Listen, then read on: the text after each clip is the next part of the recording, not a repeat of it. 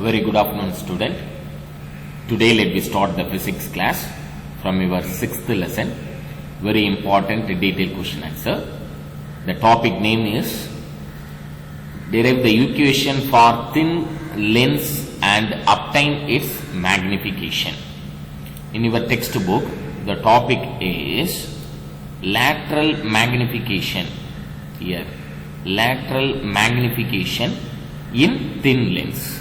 Lateral magnification in thin lens. From this topic, the question is derive the equation for thin lens and obtain its magnification. So now, this is the diagram. Thin lens diagram. What is mean by convex lens? What is mean by concave lens? That is the basic fundamental question. What is mean by convex lens? Means thicker in middle, thinner in edges is called convex lens. Then what is mean by concave lens? Thinner in middle, thicker in edges. So this is the basic fundamental concept. Now let me discuss about this question. Lateral magnification in thin lens. This is the thin lens. Let us consider an object O dash. This is the object O dash of height h1. Then the placed on the principal axis with its height perpendicular to the principal axis. This height of an object is the perpendicular to the principal axis. The ray OP, here this is the ray OP passing through pole of the lens. The ray OP, O to P, passing through the pole of the lens goes undeviated. This ray goes undeviated because the rays passing through the pole means it is not deviated. So that is why the ray passing through the pole in a straight line. The inverted real image, this is the inverted real image I dash formed as height h2. Here h dash, h dash, here we mention h1, h2. The next, lateral or transverse magnification M, small m means magnification, is defined as the, so this is very important point, children, please note it down. The lateral or transverse magnification M is defined as the ratio of the height of the image to that of the object. Ratio of, this point is very important point. The ratio of the height of the image to that of the object. So magnification, lateral or transverse magnification M is equal to height of the image is nothing but I dash divided by height of the object is nothing but O dash. So I dash divided by O dash.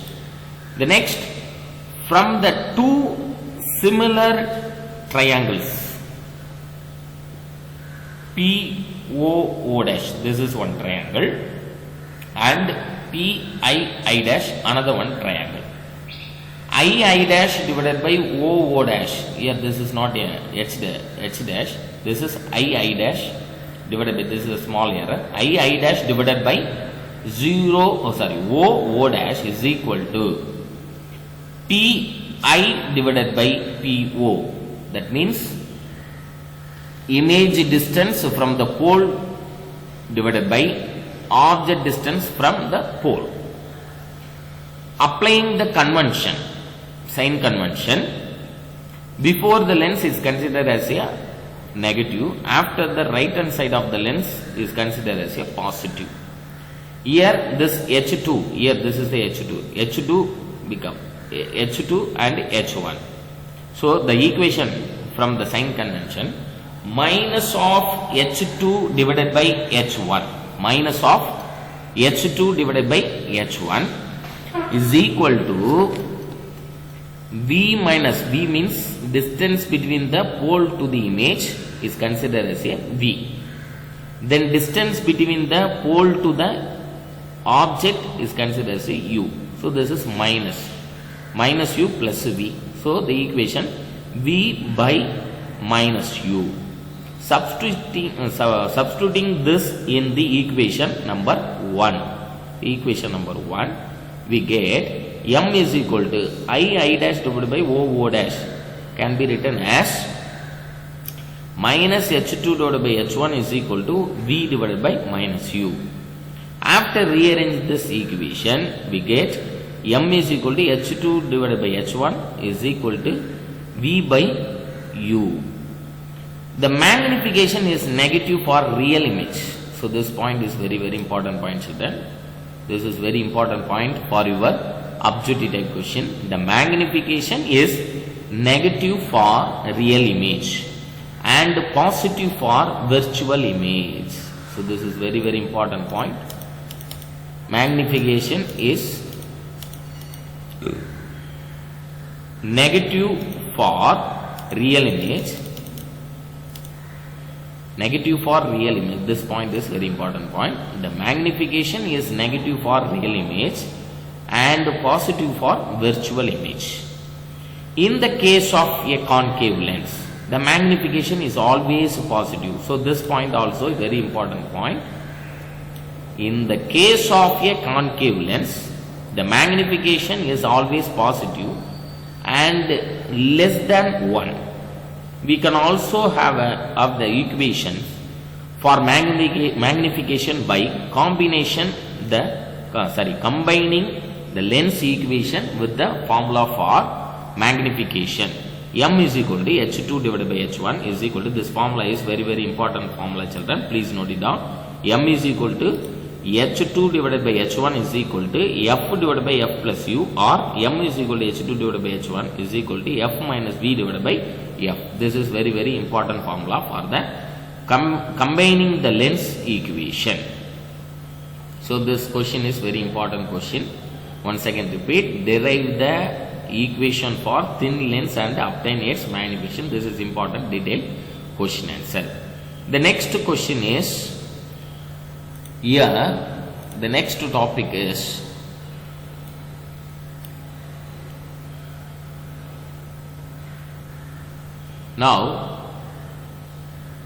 the next topic is power of lens. What is mean by power of lens? So what is the definition of power of lens? Means this is the definition of power of lens, or this is also definition of the power of lens. The power of lens is inversely proportional to the focal length. That means P is equal to 1 by f. Reciprocal of the focal length is called as a power of length. Power of lens. Reciprocal of the focal length. Reciprocal of the focal length is called power of lens. Power P is equal to, this is a formula for the power, P is equal to 1 by f. The power of a lens is a measure of the degree of convergence or divergence the lens produces on the light falling on it. So once again repeat, this paragraph is very important point. The power of a lens is a measure of the degree of convergence or divergence the lens produces on the light falling on it. So what is the definition of power of lens? Means reciprocal of the focal length, it is called power of lens. So P is equal to 1 by f. So what is the unit of power of lens? Diopter. The unit of power is diopter, capital D. 1 diopter is equal to 1 per meter. Power is positive for convergence lens and negative for divergence lens. This point also very important point, children. Please note it down. Power is positive for converging lens and negative for diverging lens. So this is a formula for the lens makers. P is equal to 1 by f is equal to n minus 1 into 1 by r1 minus 1 by r2. Already we discussed this formula in the previous topic, lens makers formula. The next topic is focal length of lenses. Focal length of lenses in contact. When the two lenses, convex lenses with contact, What is the total focal length? Let me find out what is the total focal length and the total power. Now let us consider here two lens, lens 1 and lens 2. A focal length f1 and f2 respectively placed coaxially. This is coaxially, placed coaxially in contact with each other, so that they have a common principal axis. This is a common principal axis. Both the lenses having common principal axis. For a point object, here this is a point object placed at O, beyond the focus of the lens 1 on the principal axis, an image is formed by it I dash. This image I dash acts as an object for the lens 2, and the final image formed at the eye. This is the final image. As these two lenses are thin, the measurement are done with respect to the common optic center. This is the common optic center P between the two lenses. Here from the I dash to P optic center, it is represent V dash. From I to P, it is represent V. Then from object to P, it is represent U. So the lens, for the lens 1, object distance PO is U and the image distance PI dash is V dash. For the lens 2, the object distance PI dash is V dash and the image distance PI is V. Image distance PI is V. Writing the lens equation for lens 1. So I by V minus I by U is equal to 1 by F, actual formula. Here for the lens 1, the image distance from the pole to the I dash is represent V dash. So that is why 1 by V dash minus 1 by U is equal to 1 by F1. Writing lens equation for the lens 2, the lens 2 equation is 1 by V minus, so object distance it is considered as a V. Object distance is nothing but for the lens 2 Pi is considered as V. So that is why U becomes V dash. U becomes V dash. So 1 by V minus 1 by V dash is equal to 1 by F2. Adding the above two equation, these two equations, this equation and 6.70 and 6.71, we get 1 by V dash and 1 by V dash cancel to each other. This is plus 1 by V dash, here minus 1 by V dash, so cancel to each other. Remaining term 1 by V minus 1 by U is equal to 1 by F1 plus 1 by F2. The combination acts as a single lens of focal length F, so that for an object at the position O, it forms the image at I. Then 1 by V minus 1 by U is equal to 1 by F. So comparing the equation 6.72 and 6.73, 1 by F is nothing but 1 by F1 plus 1 by F2 value is 1 by F. So that is why 1 by F is equal to 1 by F1 plus 1 by F2. The above equation can be extended for any number of lenses in contact as. So more number of lens contact with each other means 1 by F is equal to 1 by F1 plus 1 by F2 plus 1 by F3 plus 1 by F4 up to 1 by F nth term. The above equation can be written in terms of power of the lens as P is equal to P1 plus P2 plus P3 plus P4 up to number of lenses. So where P is the net power of the lenses in contact. So combination of lens helps to obtaining converging and diverging lens of the desired magnification. So this question also very important question. Focal length of lenses in contact. The next topic is prism. The next topic is very important topic, prism. What is mean by prism? Prism is a triangular block of transparent glass It is bounded by, this is a prism, refraction through prism diagram. It is bounded by the three plane faces, Its one face is rough, is called base of the prism. The other two faces are polished, which are called refracting face of the prism. Refracting face of this side AB and AC is the refractive side of the prism. The bottom BC is the base of the prism. Base of the prism, this one odd surface. These two surfaces B and AC is the polished surface. The angle between two refracting faces is called as the angle of the prism. Refracting angle, apex angle, it is represented as shown in this figure. Now this is the prism figure. So angle of deviation. Next topic is angle of deviation. So this is a very, very important topic. What is meant by angle of deviation? This is the definition of angle of deviation. The angle between the direction of the incident ray PQ, this is the PQ, and the emergent rays, it is considered as a RS, is called angle of deviation D.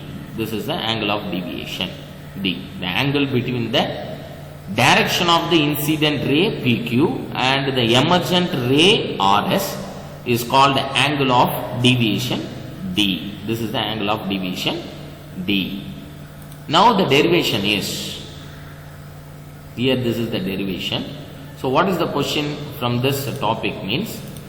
Prism. The question is, derive the equation for angle of deviation produced by a prism and thus obtain the equation for refractive index of material of the prism. Now angle of deviation produced by prism. Let light ray PQ, this is PQ, is incident on one of the refracting faces. This is one of the refracting faces of the prism. The angle of incidence and refraction, this is the incident and this ray is refraction, at the first face AB are I1 and R1.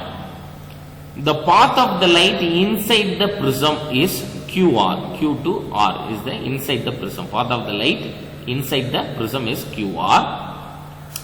The angle of incidence and the refraction at second phase, this is second phase AC, is R2 and I2 respectively. Then RS is the ray emerging from P, the second phase. Angle I2, here this is the angle I2 is also called angle of emergence. Then the angle between the direction of the incident ray PQ and the emergent ray RS is called angle of deviation D. Once again repeat, this point is very important point, children. Please note it down. The angle between the incident ray PQ and the emergent ray RS is called angle of deviation small d. The next, the two normal drawn. Here this is one normal, this is another one normal. This blue dotted line is considered as a normal line. So two normal drawn at a point incident Q and the emergent R or QN, here QN and RN, this dotted line, blue color dotted line, RN. They meet at point N. This is meet at point N. The incident ray, this is the incident ray, and the emergent ray meet at a point M. Incident ray, this is red color dotted line. Incident ray and the emergent ray meeting at a point, it is represent capital M. The deviation is small d1 at the surface AB is angle RQM. This is one triangle. RQM is equal to D1 is equal to I1 minus R1. Deviation at D1. Deviation of D1 formula is D1 is equal to I1 minus R1. This is the first equation. Similarly, deviation D2 at the surface of AC here, this surface AC is angle QRM. Angle QRM is equal to D2 is equal to I2 minus R2. This is equation number 2. The angle of deviation is D produces. Angle of deviation, this is the D. Angle of deviation D produces. D is equal to D1 plus D2. This is equation number 3. Substituting for D1 and D2 value in this equation, D is equal to, D1 value is I1 minus R1 plus I2 minus R2. After rearranging, D is equal to I1 minus R1 plus I2 minus R2. That is the fourth equation. In the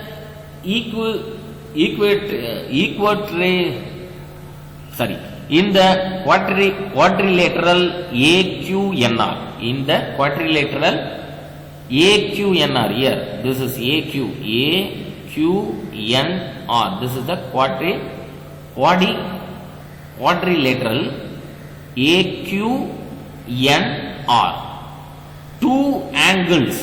Two of the angles at vertices Q and R are right angles. This is right angles.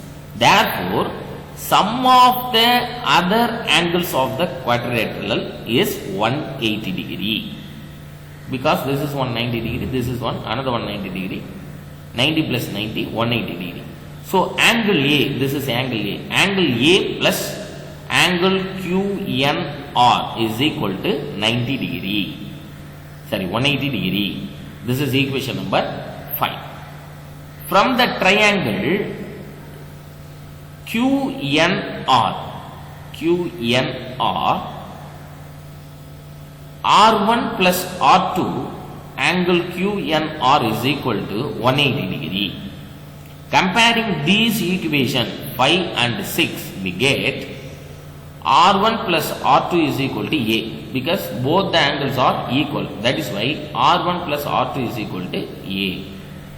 Substituting this in equation 4, this equation 7 in equation 4 for angle of deviation, D minus I1 plus I2 minus A, because equation number 4 is nothing but D is equal to I1 minus R1 plus I2 minus R2.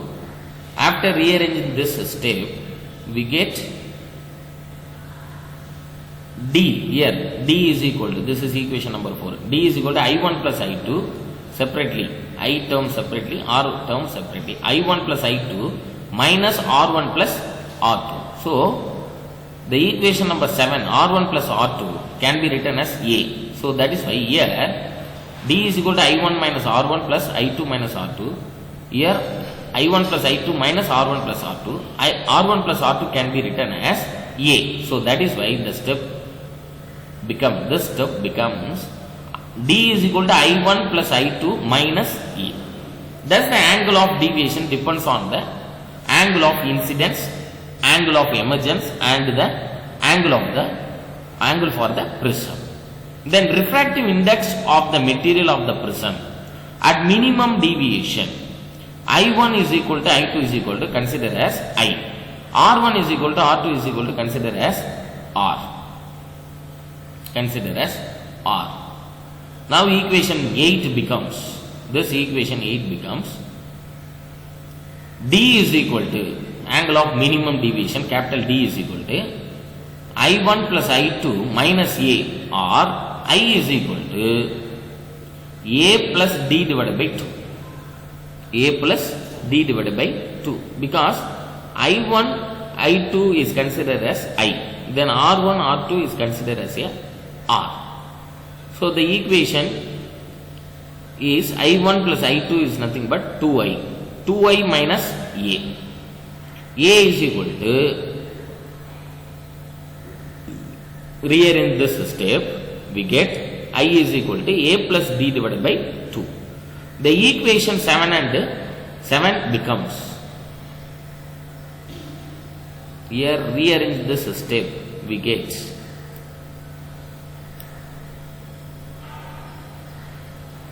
rearranging this step, we get this another formation. So this is the another formation. R1 plus R2 is equal to A. R1 is equal to R2 is equal to small r, means R plus R 2R. So that is why the equation becomes 2R is equal to A. So R is equal to A by 2. Substituting in I and R value in Snell's law. What is the Snell's law formula? N is equal to sin I divided by sin R. Sin I divided by sin R. I value is 2A plus D divided by 2. R value is A by 2. So substituting the I and R value, we get N is equal to sin A plus D divided by 2 divided by sin A by 2. The above equation used to find the refractive index of the material of the prism. Very, very important formula, children. Please note it down. This is very, very important formula. N is equal to sin A plus D divided by 2 divided by sin A by 2. The above equation used for find the refractive index of the material of the prism. The next question is, what is dispersion? Obtained the equation for the dispersive power of the medium. What is meant by dispersion?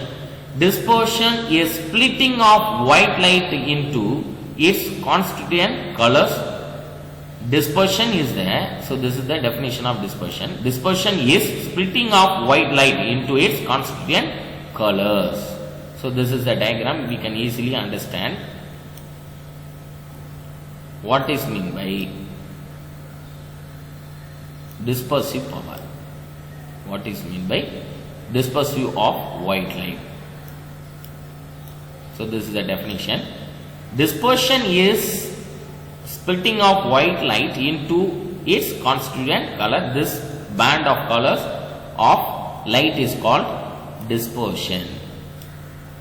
This is called dispersion. This is the diagram. This white light is splitting up of many colors. That means VIBGYOR colors. Now, dispersive power. Consider a beam of white light is passes through the prism. Here, beam of white light passes through the prism. It gets dispersed into its constituent colors. Let del V, del R, that means violet to red, are the angles of the deviation for violet and red light. Let NV and NR are the refractive indices for the violet and red respectively. Now del V and del R. Del V is the angle of deviation for the violet. Del R is angle of deviation for red. So angle of deviation for different colors. The refractive index of the materials of a prism is given by the, already we know the formula, N is equal to sin A plus D divided by 2 sin A by 2. Here A is the angle of the prism and D is the angle of minimum deviation. If the angle of prism is small of the order of 10 degree, the prism is said to be a small angle prism. When rays of light passes through the such prism here, such prisms, the angle of deviation also becomes small. If A be the angle of small angle prism and phi the angle of deviation, then the prism formula is del. Here it is not a phi, it is a del.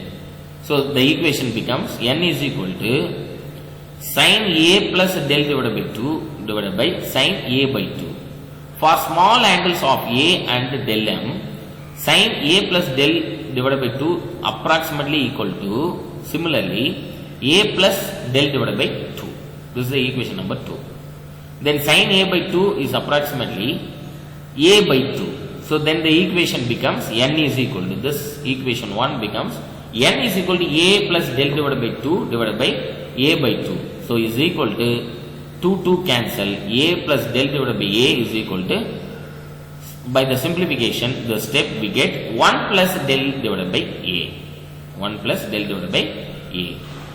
Further simplifying, del by a is equal to n minus 1. Del by a is equal to, because this 1 is goes to left hand side means plus 1 becomes minus 1. So del divided by a is equal to n minus 1.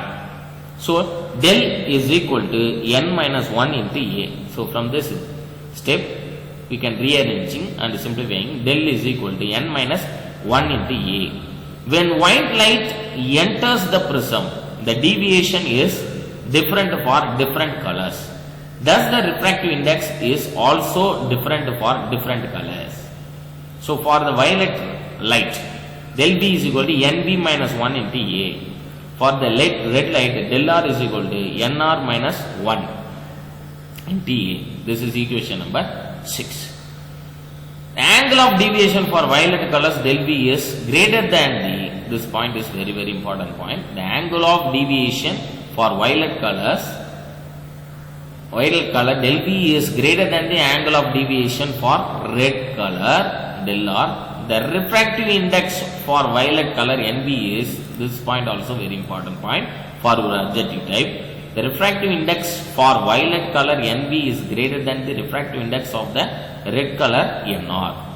Subtracting del B from del R, we get del B minus del R is equal to NB minus NR into A. The term del B minus del R is the angular separation between the two extreme colors, violet and red, in the spectrum is called the angular dispersion.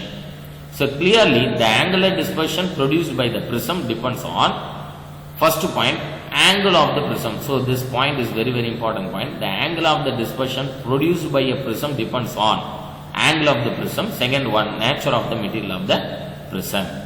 If we take 8 is the angle of deviation for any middle ray, green or yellow, and n the corresponding refractive index, then the 8 is equal to n minus 1 into A. Dispersive power omega is the ability of the material of the prism to cause dispersion.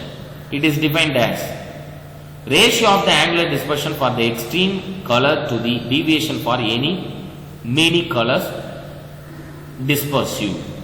Here dispersive form equation, dispersive power equation.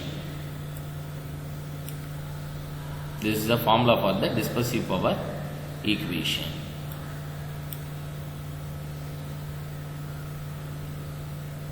Here del, it is not here, 8 del is equal to n minus 1 into A. So this is the definition, very important definition. The angular separation between the two extreme colors, violet to red, in spectrum del B minus del R is called the angular dispersion. Angular dispersion is called angular dispersion. Dispersive power definition is, dispersive power omega is defined as the ratio of the angular dispersion for the extreme color to the deviation for any middle color. This is the dispersive power definition. So the formula is omega is equal to angular dispersion divided by mean middle deviation del B minus del R divided by del. So substituting for del B minus del R and del, we get omega is equal to NB minus NR divided by n minus 1. NB minus NR divided by n minus 1. So the dispersive power is dimensionless quantity. So this point is very important point, children. Please note it down. Dispersive power is a dimensionless quality. Dimensionless quality. It has no unit. Dimensionless quantity. It has no unit. This is dimensionless quantity. Here, this is spelling mistake. One small spelling mistake. Dispersive power is a dimensionless and quantity. The dispersive power is always positive.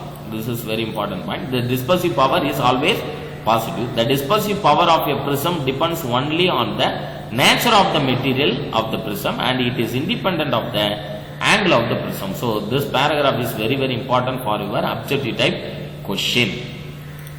The next topic is, so this is the last definition, last important detailed question answer from your 6th lesson, children. So 6th lesson last important question is, what is dispersion? Obtain the equation for dispersive power of the medium. This is the last question, last detailed question answer.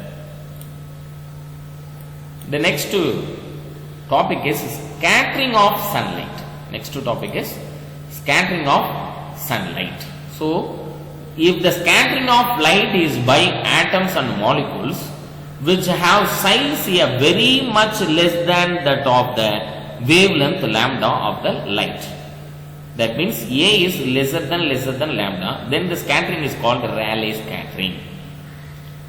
So what is the definition of Rayleigh scattering? Means this is the definition.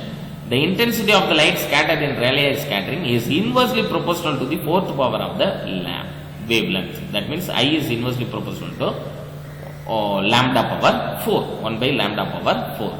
So if the scattering of light is by atoms and molecules which have size a very much less than that of the wavelength lambda of the light, A is lesser than lambda, then the scattering is called Rayleigh scattering. The intensity of the light scattered in Rayleigh scattering is inversely proportional to fourth power of the lambda power 4. Fourth power of the wavelength, I is inversely proportional to lambda power 4.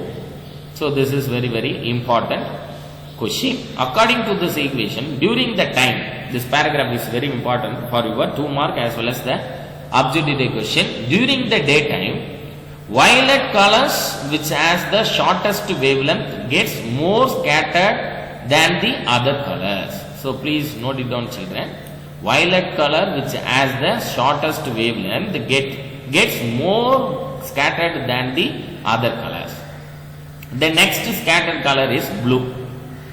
As our eyes are more sensitive to blue colors than violet colors, the sky appears blue during the daytime. So this is very important point. The sky appears blue during the daytime as shown in this figure, because that is the shortest wavelength and get more scattered. Shortest wavelength gets more scattered. That is why the sky appears blue during the daytime. But during the sunrise, this point also very important point. During the sunrise and sunset, the light from sun travels a greater distance through the atmosphere. Hence, blue light which has shorter wavelength is scattered away, and the red light which has longer wavelength, this point is very important. Red light which has longer wavelength and less scattered manages to reach our eyes. This is the reason for reddish appearance of sky during sunrise and sunset. The next, if light is scattered by large particles like dust and water droplets present in the atmosphere which have size greater than the wavelength lambda of light, A is greater than lambda, the intensity of scattering is equal for all the colors. This non-Rayleigh scattering is independent of the wavelength. So this point also very important. Non-Rayleigh scattering is independent of wavelength. It happens in clouds which contains large amount of dust and water droplets. Thus, in clouds, all the colors get equally scattered. This is the reason for the whitish appearance of cloud as shown in this figure. Whitish appearance. So this is also very important. In clouds, all the colors get equally scattered. This is the reason for the whitish appearance of cloud as shown in this figure. But the rain clouds appear dark because of the condensation of water droplet and dust particles that makes the cloud opaque.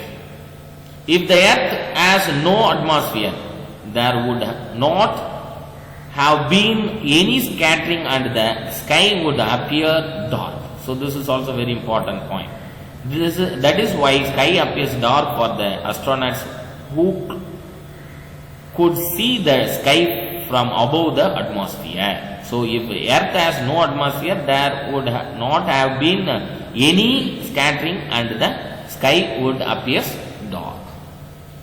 So this is the last topic from your 6th lesson. Topic name is scattering of sunlight. This is very important topic for your objective types as well as the 2-mark question. Thank you, children.